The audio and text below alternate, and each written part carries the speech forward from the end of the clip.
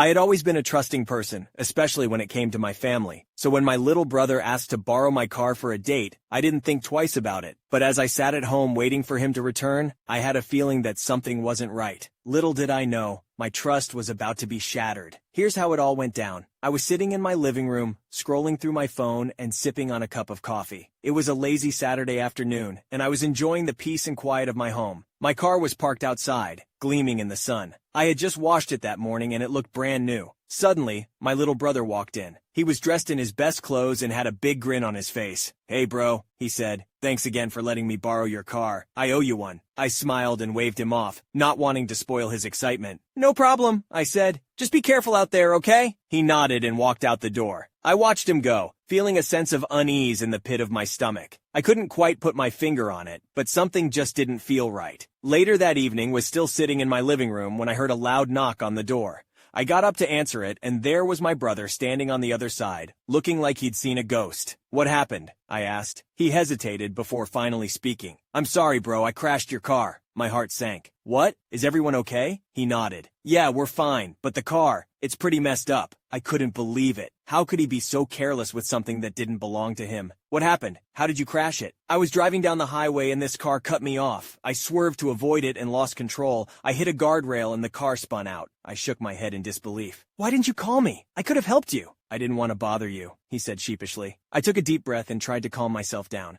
"Okay, let's go take a look at the car." When we got outside, I could see that the damage was extensive. The front end was crushed and the windshield was shattered. I felt sick to my stomach. "How could you do this?" I asked, my voice shaking with anger. He looked down at his feet. "I'm sorry, bro. I didn't mean to." I took a deep breath and tried to compose myself. "Okay, we'll deal with this. We'll figure out what we need to do next." But my brother wasn't done yet. "Actually, bro, I don't think I should have to pay for the damages. It wasn't all my fault. That car shouldn't have cut me off." I could feel my blood boiling. "Are you kidding me? You crashed my car, and now you're trying to blame someone else?" He shrugged. "I'm just saying it's not entirely my fault." I couldn't believe what I was hearing. "You're not taking any responsibility for this? You're not even going to apologize?" He looked at me, his eyes cold. I said I was sorry, bro. What more do you want? I felt like screaming at him, but I knew it wouldn't do any good. Just get out of here," I said, my voice barely above a whisper. He nodded and walked away, leaving me alone with my thoughts. I took a deep breath and tried to calm myself down. My brother had just crashed my car, and now he was refusing to take responsibility for it. I couldn't believe his entitlement. "Look, I get that you're my brother, but this is my car. You crashed it, and now you need to pay for it. There's no way around it," I said firmly. My brother rolled his eyes. "I don't see why I should have to pay for it. It wasn't all my fault," he said, repeating his earlier argument. I felt my anger rising. "You crashed my car! How is that not your fault?" I said, my voice getting louder. He shrugged. "I don't know, bro. I just don't think it's fair." I couldn't believe his audacity. "What's not fair is that you crashed my car and now you're trying to weasel your way out of taking responsibility for it. You need to pay for the damages. End of story." My brother crossed his arms and glared at me. "I'm not paying for it," he said defiantly. I felt a surge of anger. "You're not paying for it? Fine, I'll take you to court. You can explain to the judge why you think you're entitled to use someone else's property and not pay for the damages you caused," I said, my voice shaking with anger. My brother's face paled. "You wouldn't do that," he said. "Try me," I said, my tone cold. There was a moment of silence as we stared at each other, the tension thick in the air. Finally, my brother spoke. Okay,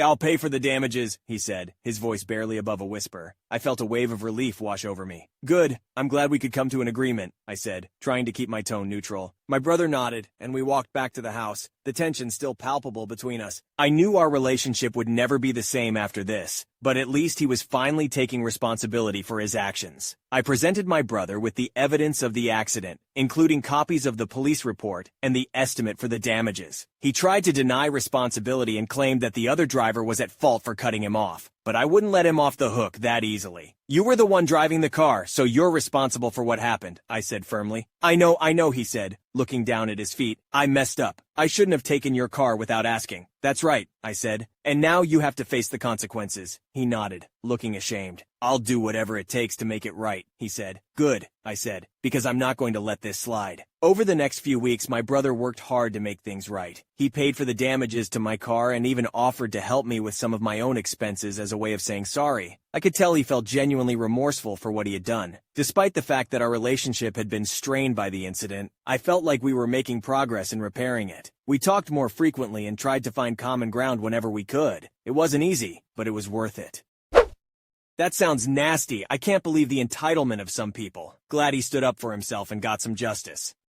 I'm a 20-year-old male, and this happened when I was 14. I have a brother who's about 6 years younger than me. He was extra coddled by my parents for having been diagnosed with high-functioning autism when he was 4. But other than that, he seems very normal, just unbelievably spoiled. He used that to get his way a lot. And by a lot, I mean nearly all the time. Anything I had, he also had to have. So that meant we had doubles of almost everything that wasn't a shared item. And anything he had that I didn't, he'd rub in my face any way he could. When I was 11, I begged my parents for a 3 deciseconds for my 12th birthday. I got one, but then was told to lend it to my brother whenever he wanted it, or else I'd have it taken away, which it was, a lot. When my aunt found out after seeing my parents forcibly take my 3 deciseconds out of my hands to give to my brother on one of her visits, she let loose on them for such blatant favoritism. They returned my 3DS immediately, then blamed me for the situation after my aunt left. But they didn't make me give it to my brother again. Instead, my parents went out a few days later and bought another 3DS as a surprise gift for my brother. On several of mine and other people's birthdays, my brother made a huge fuss because the party wasn't all about him, even going so far as to outright state that he was upset because he wasn't getting any gifts or getting to blow out the candles on the cake. My parents learned the hard way that they couldn't enable my brother the way they'd have liked at those parties, and were actually kicked out of a few for trying. And because of that, other kids at his school stopped inviting him to birthday parties altogether. For me, my birthdays were some of the only days I had that I got to have about me, because otherwise my parents forced my life to revolve around my little brother. And the year prior to when this story took place, my parents ended up paying more attention to him the entire time of my 13th birthday, and even asked me if I'd let my brother blow out my candles for me because he was upset and pouting. I refused that because I wanted to blow out my own candles. They called me a spoiled brat at first, till my aunt intervened and chastised them on their favoritism yet again, and stated how much she had noticed how my brother gets nearly everything between the two of us just because he's autistic. My parents got no support from anyone else there other than my brother, who was still crying because he wasn't getting to blow out my candles. And because he didn't get his way, he tried to outright spit on my cake out of spite. But my awesome aunt thankfully blocked him before he got the chance, then scolded him till he ran to my mom in tears. My parents took a lot of heat from the other adults there, and then promised to never ask me to let my brother blow out my candles again. But they pretty much just went through the motions for the rest of the party. My aunt pretty much took over coordinating everything from that point. The following year, a couple of weeks before my birthday, my parents sat me down and told me they were still going to get me some gifts and a small cake, but my birthday party was effectively canceled to avoid my brother having another meltdown. I told them I couldn't believe they were doing this to me, and they just seemed to shrug it off without a care. So at school over the next week, I told my friends, my teachers, and even my school counselor. All of them were appalled by my parents' lack of consideration or empathy. The vice principal even found out and consoled me. And all of this got back to my parents through social media. My parents ended up grounding and gaslighting me for telling so many people, but that didn't stop me from still telling everyone at school that I was grounded for just being upset my birthday was canceled for no good reason. I guess that made it a lot worse because several of my parents' own friends, along with parents to other kids in my school, called them up or sent them FB messages basically saying, "What the hell is wrong with you?" And suddenly, I was ungrounded. I didn't get an apology either. My dad just walked into my room with his arms crossed, told me my grounding was over early, and then walked out. That was it. I thought my party was still canceled because nobody said anything about it. And my brother thought it was hilarious and rubbed it in my face that I wasn't going to get to celebrate. But by the end of the 2 weeks, my parents held a surprise party for me at my favorite restaurant, and then started claiming that was their intent all along. I knew it wasn't. From what I'd seen, everyone was incredibly unhappy with them for what they did, and it showed with any interactions family members had with my parents. So they ended up doing the surprise party to try and save what little of their reputations they had left. But I'm pretty sure they had to pay a lot that day to just accommodate me. I got dinner with all my friends at my favorite restaurant that had a small arcade, and even got the PS4 game system I had been wanting at the time. I could tell it was all pretty much planned and bought last minute because my dad had a look about him that my aunt comically described as looking like a moth had flown out of his wallet. My brother, of course, made a huge fuss that I got that surprise party. But with so many of my friends and their parents there, my mom and dad finally put their feet down on my brother to stop his tantrum when he wanted to push my cake off the table. My brother ended up getting a timeout for the first time since he was a toddler, and my mom had to stay with him to make sure he didn't do anything crazy, and he did try several times to run to the cake or stack of presents. Who knows what he would have done, were it not for the fact that at least one adult was always on guard. Even my dad stood guard to keep him away. My mom ended up having to remove my brother and herself from the party entirely, and took my little brother to a McDonald's nearby so he could have fun in their play area. And I heard later she spent at least an hour trying to get him to come out of the play place tube structure. And he only did so because he had to use the bathroom, then tried to run right back in again. My parents never tried to cancel my birthday again while still I lived with them, though they never again tried as hard or spent as much. For the remaining 4 years I was under their roof, my birthday parties consisted of a local pizza parlor, a cake without even my name written on it, and never again anything as expensive as a new gaming system. I don't mean to sound spoiled, but I was a bit disappointed I never got a cake with my name on it again. My aunt called my parents out on that each year, and each year they claimed they forgot to get the cake decorated. I'm pretty sure that the reason my name was never written on another cake was because my brother always refused to eat pieces of cake that had writing of someone else's name on it at any party.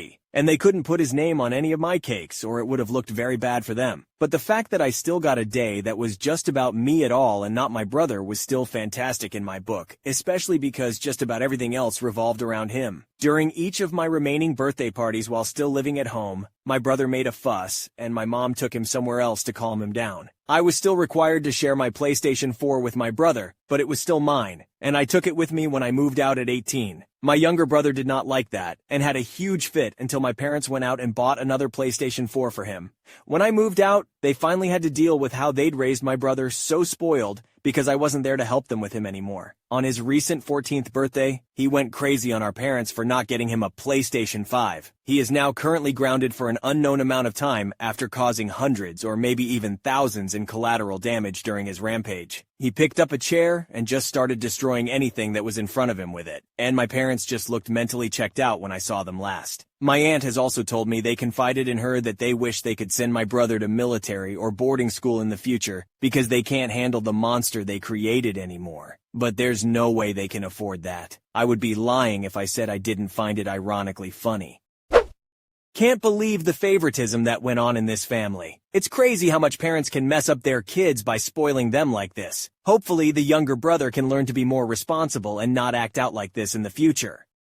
I recently had an emergency appendectomy, and recovery has been slow. I had to take time off from my own athletics, but worse, from coaching in the kids' sports program I'm involved with. The experience made me step back and realize I really built my whole identity around being active and healthy. So the hit my physical abilities took as a result of being sick plus the healing process has made me feel lost. I've been working to regain the joy I used to experience from exercise, without going, oh, you used to be so much faster with that, or your technique used to be so much stronger, or you don't fit in anymore, or whatever else, and just enjoy myself regardless of the level I'm at. But ironically, the anxiety about not being able to do what I used to has made regaining those abilities difficult. It made me self-conscious about exercising in public spaces, but I was starting to finally get over it as friends convinced me the source of the concerns were all in my head. There's no way to get back to it other than training. So despite the anxiety, I started running again as soon as the doctors approved it. I went to the local track and just did a few slow laps each morning, building up speed every few days, and I've only just been authorized to add some sprints and bodyweight strength training to the mix. Occasionally there were other people at the track, but I didn't really notice because I run with headphones on and try to zone out in these lighter sessions. But little did I know my friends were wrong. It was asterisk, not asterisk all in my head. I was being watched, and more than that, I was being judged. My absolute catastrophe level worst nightmare at this stage of building back my strength and speed. On Friday, I was setting up for practice at the kids program, and the head coach asked me into his office because a parent had a complaint. A parent I didn't know too well, Karen, was there, and he said she had specific complaints about me. The meeting almost didn't happen because of Karen's initial refusal to put on a mask, required in our facilities for now. But eventually, her desire to tell on me for whatever she thought she had me on overrode her freedoms to infect everyone. I was a bit nervous, as anyone is being called to meet with their boss over a complaint, but I figured it was a classic case of, my kid should start more. Or, I know my kid tried out as a midfielder, but I want him or her to switch to defense. That kind of rules don't apply to me thing. But instead, I sit down in the office, and Karen is playing my boss a video of me running on the track that she filmed from afar. it's surrounded by stadium-style risers. I was horrified, both because no one is ever totally used to seeing themselves on video, and because I was just embarrassed about how slow I was. But most importantly, because Y was a virtual stranger. I'd met her personally maybe 4 times, ever, filming me while I ran on my own time at a private facility. She then went on to explain that her 8-year-old son, one of the players on my squad, was lapping me in the video and insisting the coaches need to hold themselves to higher athletic standards than the young players if they want to prepare them for college teams. Again, her son is 8. Apparently, her son would sometimes be running on the track while her older child was practicing on a nearby field. I never noticed. The kid is still relatively new, and I don't pay much attention to the other people on the track. My boss patiently but firmly explained to Karen that my physical abilities are not the parents' concern, and all personnel are closely managed by the head coaches who understand each unique situation and what's appropriate, and that her son wouldn't be impacted. Karen then went on to say my being out of shape was probably connected to why I'd been taking so much time off lately. Technically, yes, it is because I was in the hospital, and complaining that the personnel changeover isn't good for the kids. My boss again reiterated that the head coaches hadn't changed or taken any time off and that I was still one of the most skilled in the area I instruct, so this was not her concern. She asked if there was someone else she could speak to, but he explained that he was the owner and founder of this program. So, no, there was not. I knew my boss was intentionally avoiding saying what had happened to me or even alluding to a health issue to protect my privacy, but I figured maybe being transparent with her would show her how ridiculous she was being and keep her tuition dollars in our program during a difficult time for sports clubs. But when I explained, she just turned to the boss and said, well, maybe you should furlough her until she's healed and bring on a healthy coach in the meantime, because my son needs someone out there who can keep up with him. My boss respected what I was trying to do, but made clear we weren't going further with that strategy to avoid setting a precedent of sharing coaches' personal circumstances. Telling her why people take time off or what their health status may be is not her concern, because the program manages that and makes appropriate decisions. She kept kicking up a fuss, but the coach finally told her he had to get back out on the field, back to her son and everyone else's kids. She started physically leaving, but continued fussing about how she was not satisfied and would not be recommending us to other parents. Pro tip: not the way to conduct yourself with the people who make recommendations to scouts concerning family culture/team interaction. The coach wasn't preparing to leave. Instead, he stopped her in her tracks to tell her if she was found to be surveilling or otherwise harassing any staff members again, she would be permabanned from the program. No games or practices, no team social events, no presence in our buildings, and no clemency. So, that was pretty satisfying. Her son is a good, average kid, and I'm glad the consequences were focused on booting her out, rather than limiting his opportunities to have fun playing. So then we went out and had a great, happy, safe practice. This was still a pretty upsetting event for me personally, though, and I'll never unsee that discouraging video of me running, but it was ultimately reassuring to know the other staff have my back. Leaving Karen in the dust is just another step on my road to recovery. Can't believe Karen would go to such lengths just to complain about a coach's physical abilities. Good on the boss for standing up for their staff and not letting Karen's behavior slide.